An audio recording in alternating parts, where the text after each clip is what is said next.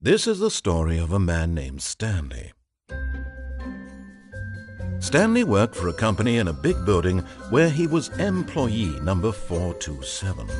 Employee number 427's job was simple. He sat at his desk in room 427 and he pushed buttons on a keyboard. Orders came to him through a monitor on his desk, telling him what buttons to push, how long to push them, and in what order. This is what employee 427 did every day of every month of every year. And although others might have considered it soul-rending, Stanley relished every moment that the orders came in, as though he had been made exactly for this job.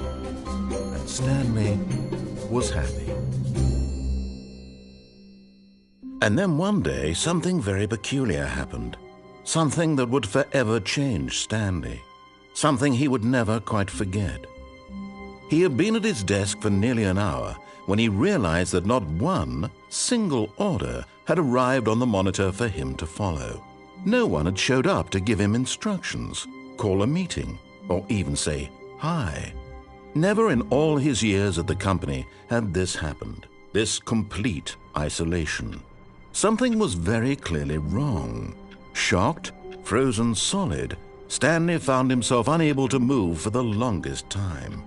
But as he came to his wits and regained his senses, he got up from his desk and stepped out of his office.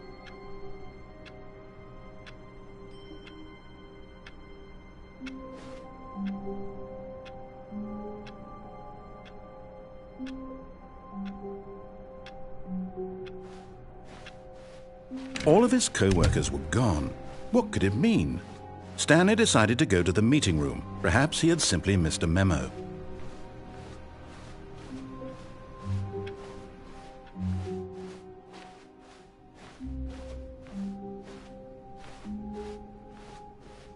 When Stanley came to a set of 2 open doors, he entered the door on his left.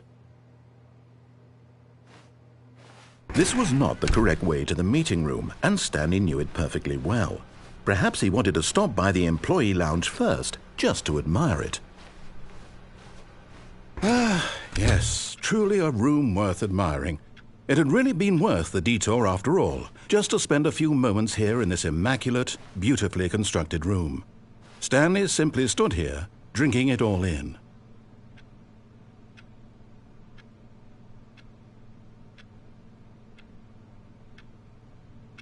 Yes, really, really worth it being here in the room. A room so utterly captivating that even though all your co-workers have mysteriously vanished, here you sit looking at these chairs and some paintings. Really worth it.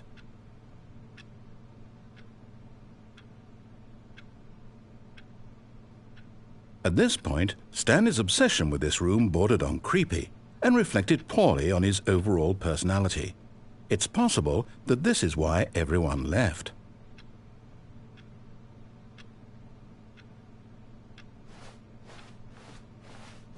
But at last, he'd had enough of the amazing room and took the first open door on his left to get back to business. And so he detoured through the maintenance section, walked straight ahead to the opposite door, and got back on track.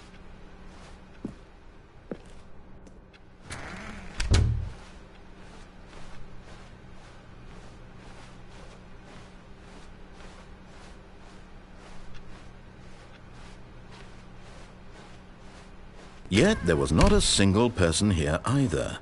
Feeling a wave of disbelief, Stanley decided to go up to his boss's office, hoping he might find him. Coming to a staircase, Stanley walked upstairs to his boss's office.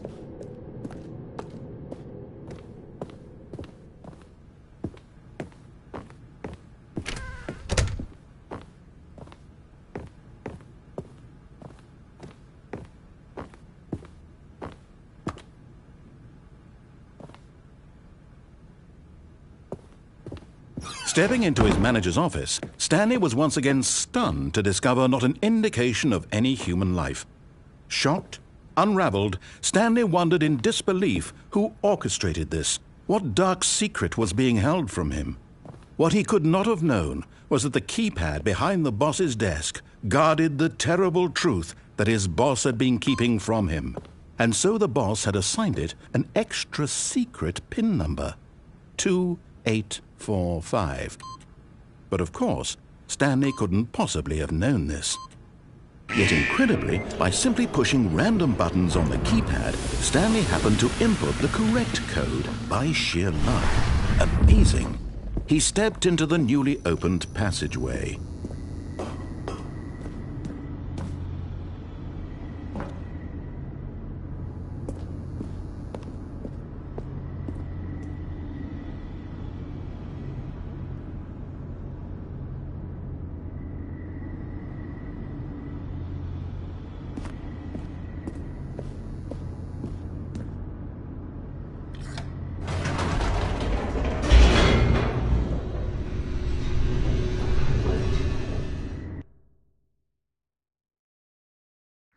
Descending deeper into the building, Stanley realized he felt a bit peculiar. It was a stirring of emotion in his chest, as though he felt more free to think for himself, to question the nature of his job. Why did he feel this now, when for years it had never occurred to him? This question would not go unanswered for long.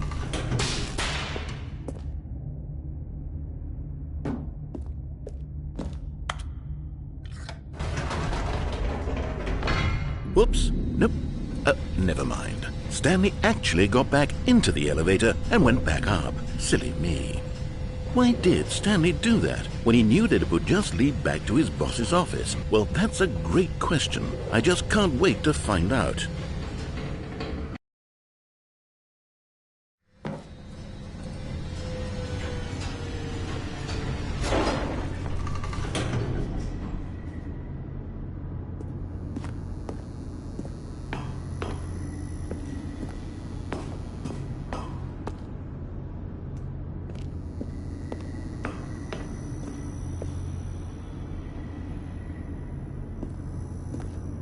Here we are, Stanley. It's your boss's office. Exactly the way it was before you got onto the elevator.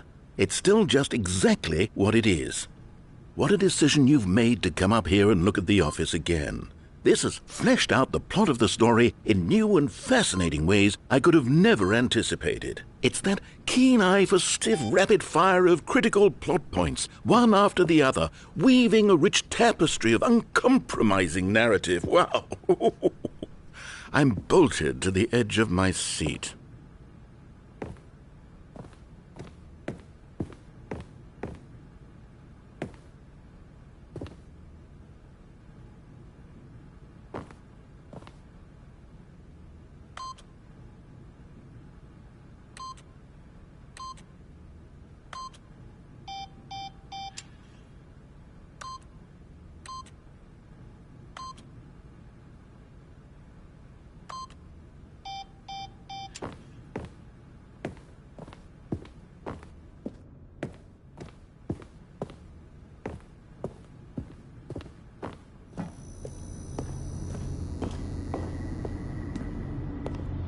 Incredible.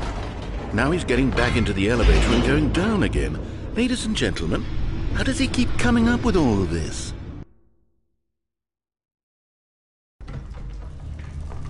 Surely this time Stanley will walk forward into the spooky corridor. Stanley walked straight ahead through the large door that read Mind Control Facility.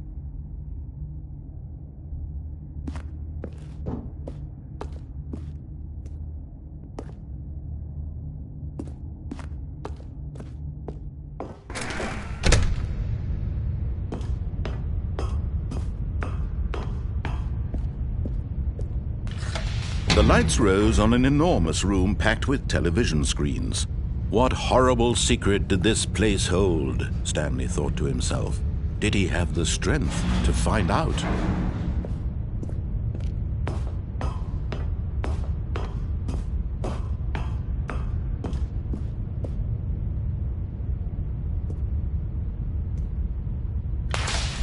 Now the monitors jumped to life, their true nature revealed. Each bore the number of an employee in the building, Stanley's co-workers. The lives of so many individuals reduced to images on a screen, and Stanley, one of them, eternally monitored in this place where freedom meant nothing.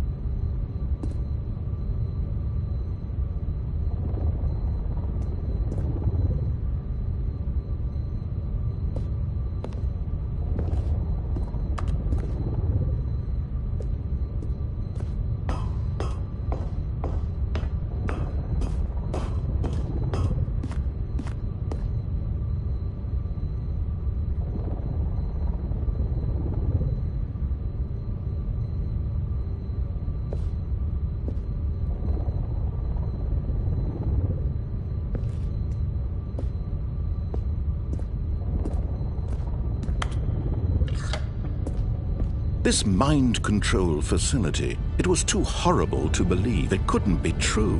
Had Stanley really been under someone's control all this time?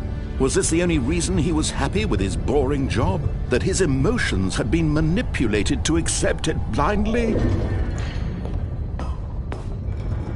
No, he refused to believe it. He couldn't accept it. His own life in someone else's control? Never! It was unthinkable, wasn't it? Was it even possible?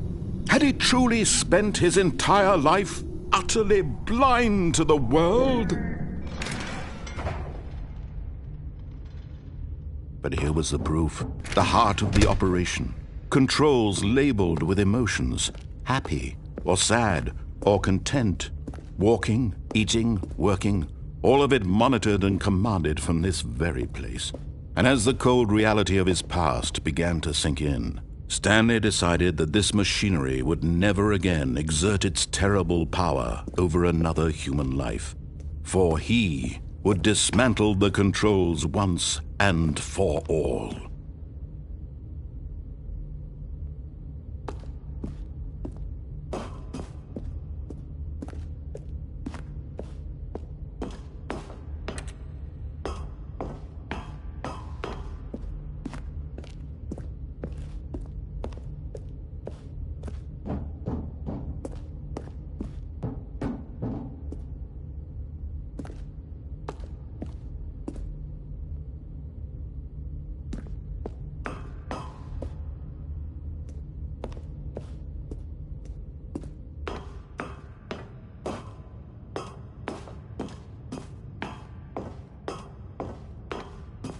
And when at last he found the source of the room's power, he knew it was his duty, his obligation, to put an end to this horrible place and to everything it stood for.